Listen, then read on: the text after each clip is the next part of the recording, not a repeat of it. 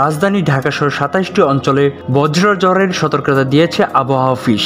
বৃহস্পতিবার ১৭ এপ্রিল দুপুরে এমন সতর্কতা দেয় সংস্থাটি।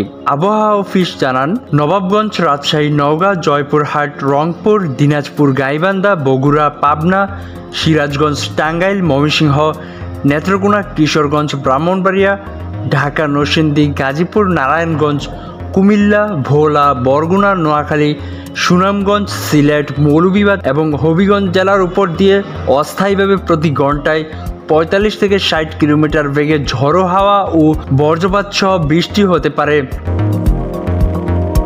সতর্কবার্তায় আবহাওয়া অফিস বজ্রপাতের ক্ষতি থেকে বাঁচতে কিছু পরামর্শ দিয়েছে।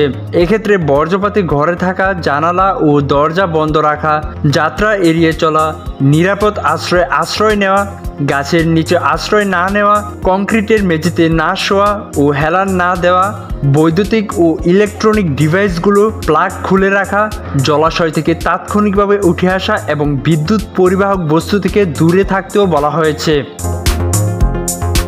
অন্য এক পূর্বাভাসে বলা হয়েছে, রাজশাহী, দিনাজপুর, বগুড়া, পাবনা, টাঙ্গাইল, ঢাকা, ময়মনসিংহ, যশোর, কুষ্টিয়া, খুলনা, বরিশাল, পটুয়াখালী, নোয়াখালী, কুমিল্লা এবং সিলেট অঞ্চলের উপর দিয়ে পশ্চিম উত্তর পশ্চিম দিক থেকে ঝড় বয়ে যাওয়ার আশঙ্কা সংশ্লিষ্ট নদীপথে ১ নম্বর সতর্ক সংকেত দেওয়া হয়েছে।